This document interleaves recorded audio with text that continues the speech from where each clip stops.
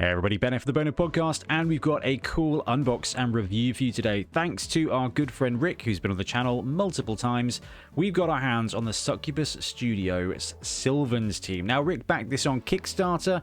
It arrived much earlier this year, and it's been in the to-do pile for me for a little while. So I figured it's about time we unboxed it, looked at the models, so Rick can get painting his team.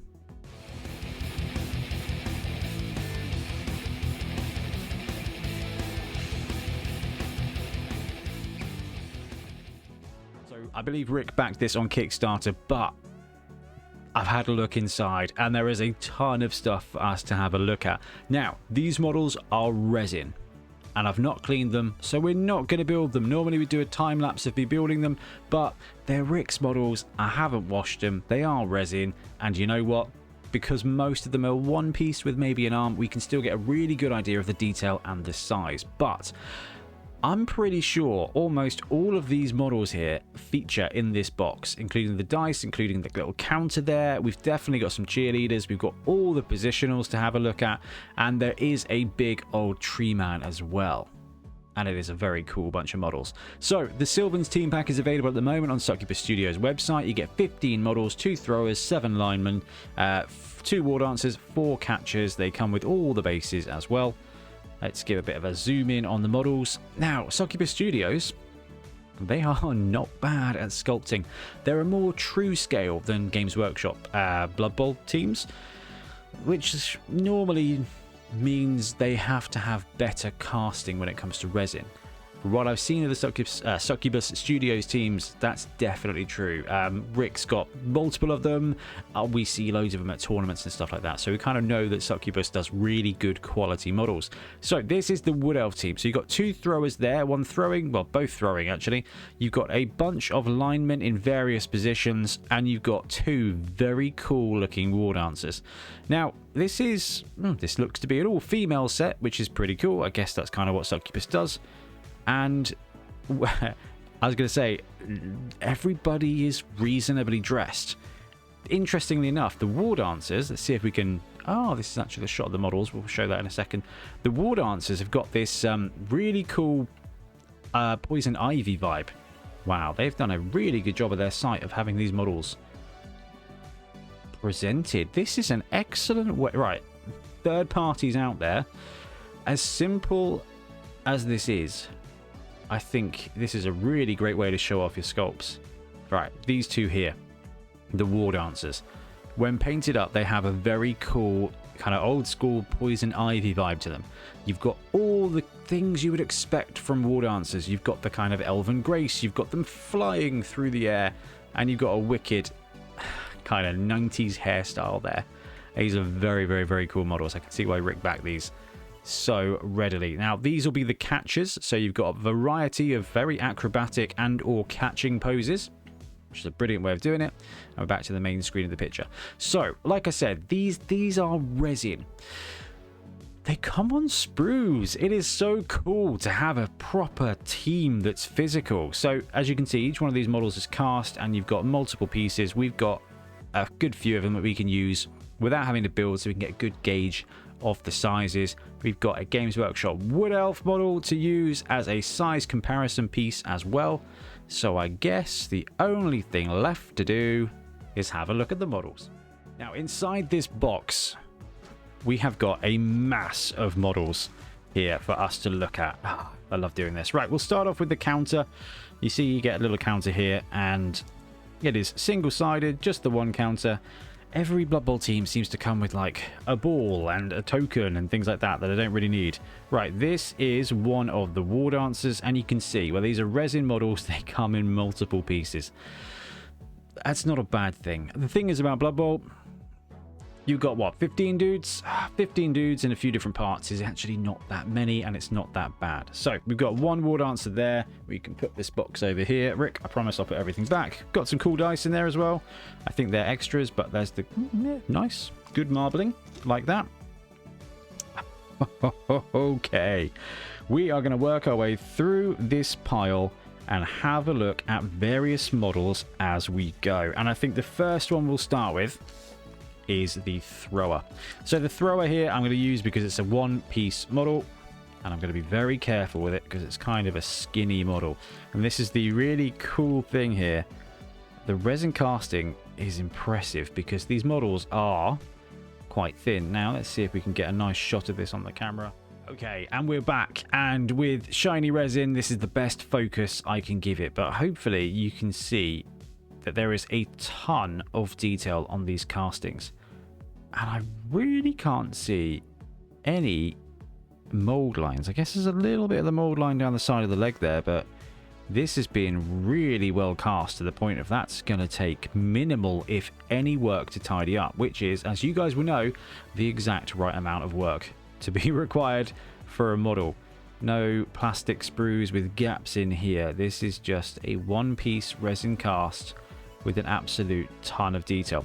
So this is one of the throwers, and I've picked this one because it is a single piece model so that we can kind of use it to get a good size comparison. Let's bring on a Games Workshop Wood Elf, and this Wood Elf has got a similar pose with his arm out put. So let's put the foot on the base and kind of compare the size. They've done a really good job of keeping these models, come on Ben, do a better job of keeping it on the screen, in line with the Games Workshop size. But like I said, they do a more kind of true scale aesthetic, which what do I mean by that? Essentially, thinner bodies, smaller heads. The Games Workshop ones tend to kind of take a human body, enlarge the head 10%, and then make everybody a little bit wider, just to kind of exaggerate features and honestly make it easier to paint for people like me who just want to slap some paint on and get it to the pitch. This is a proper model, so there's a real load of excellent detail, and I think you can just about make out the face has been so cleanly cast that it is intimidating. Now, what I'm going to do is just flex the resin at the bottom here. So if I break the base, it's just the base, and I think Rick will forgive me for that. But there's a good bit of bounce to it, which means the model's going to have a nice bit of resilience. And the actual arm don't really want to wiggle. So that's actually really useful as well. So scale-wise, they size up nicely to the Games Workshop ones. Same kind of height, but significantly more slight. Right. Let's grab a Wardancer, and we'll try and grab a Wardancer that has the least parts. So we'll go with this one here. Now, the Wardancers are definitely the most exciting bit of the Wood Elf roster. You've got to have Wardancers. They're just filthy good, and it makes sense for us to actually have a look at one of these. So they come in multiple parts, as we've already identified. This one comes with the legs separate. Now, when it comes to model building, if you've built, which is the Necromantic team for Games Workshop, the legs and arms are all separate. I mean, it makes sense because building that team, you actually get the vibe of actually being a necromancer, kind of sewing bits of other stuff together. And when it comes to having legs separate, it's not the best, but actually, as we kind of see, they've got some nice flat areas there. It doesn't look like there's any guiding lines or holes or anything, so that's going to be, you should be able to get a straightforward join there with a bit of kind of you might have to sand it down a little bit. There's there's a little tag on this one, but that's not going anywhere at all, so I guess that's just flash. Anyway, we got a Wardancer, we got great detail on the hair, you got a nice sculpt and a nice cast on the face. It's kind of off-white resin, really nice. Let's have a look at the scale comparison as well. So this is a Wardancer, and this is the Wardancer that's kind of flying in the air. Now, there's only one contact point, but it's reasonable. There's actually quite a lot of glue area on that, and as we've already kind of done a bit of a resin flex test, it's going to be more reliable and kind of safer than a lot of the other models out there. So it's going to be head and shoulders above a Games Workshop Wood Elf. Whew, zoomed in this bad. I don't know. Zoom in this much. You can see how bad a paint job I did with those Wood Elves. But again, you know, the head is in a better scale. The body makes more sense. And you've got that massive hair, which actually does such a good job because the Wardancers are the focal point of your team. They're the most exciting player on there. And it gives you an opportunity to chuck on a bit more paint and just have them have kind of more impact on the team. Now, we've got a couple of cheerleader models here as well to look at. The whole team has been cast beautifully. So it made sense to have a look at some of the extra players there as well. And you've got a cheerleader with a ton of detail. You've got the pom-poms, you've got a separate leg, you've got all the nice textures. Actually, these models aren't going to be massively difficult to get a good paint job on, and it's appropriate to do a size comparison against a Wood Elf as well. Actually, they're the same scale, so they've done a really good job of tying the scale of all the models in together. They're beautifully cast. They size up great against Games Workshops. Okay, so you know I love a big guy in Blood Bowl. And this is the Tree Man. Now, I said at the beginning of the video I wasn't going to build any of these models because, you know, they're obviously bricks and I don't want to rob that from him. But the real reason here is the amount of individual parts on these models. So this is the Tree Man. Let's go to auto and out so that we can kind of get a better view of the whole shot there. Camera 2, there we go, that's what we want. So we got the body of the Tree Man. You've got the leg and an arm of the Tree Man. You've got the leg and an arm of the Tree Man, and then you've got this brilliant mix of branches and all of these holes in which to put them. So 1, 2, 3, 4, 5, 6, 7 tree holes. And you've got 1, 2, 3, 4, 5, 6, 7, 8, 9, 10 different tree bits that you can plug in. So you're not needed.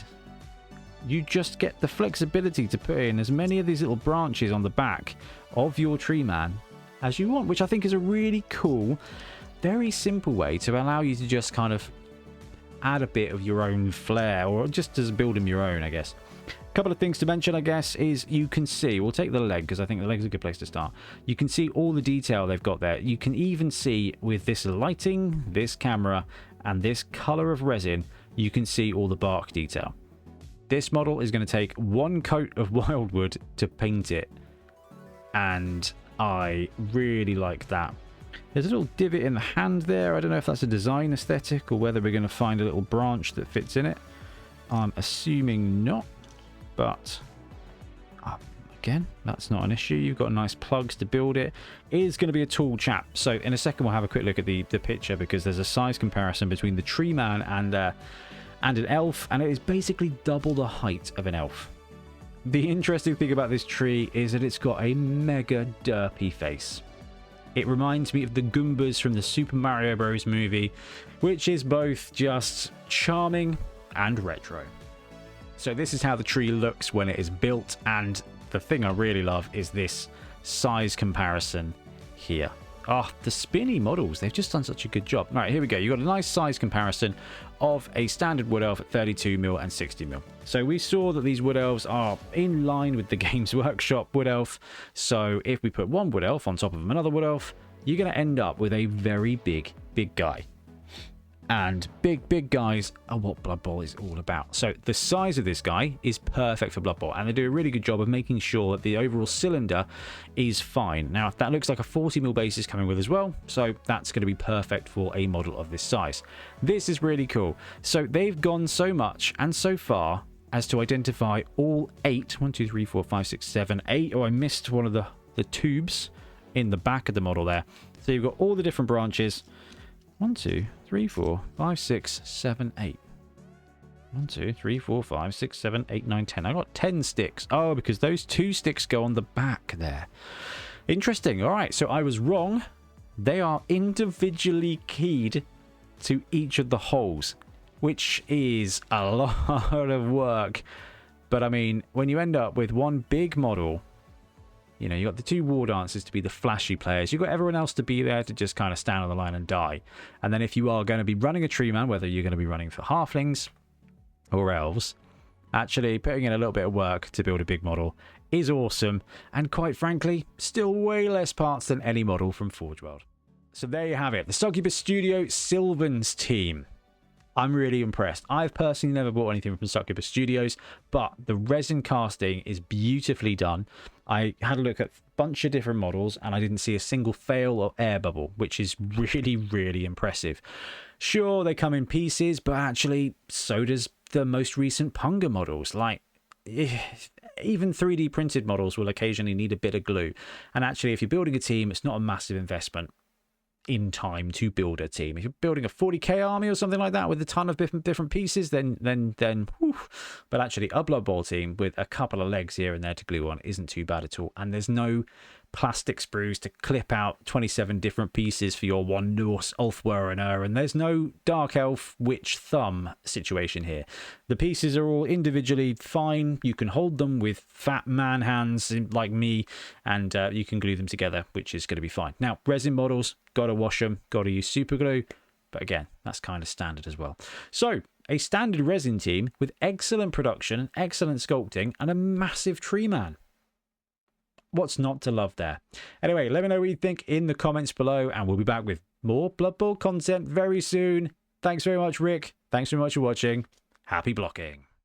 Thanks very much for watching. We really appreciate your support. If you want to support the channel even further, please like and subscribe. It really does help us out. Or come join us on YouTube members or in Patreon, where you can get exclusive access to some content, some loot, early access to basically everything we do, as well as regular competitions. Or you can pick up some Bonehead Podcast loot either on our website at boneheadpodcast.com. We've got the Dungeon Bowl things, we've got tokens and stuff like that, or on our Spreadshirt site as well. Everything you do just helps us make more content and hopefully do it of better quality. Anyway, thank you very much for watching. Happy blocking.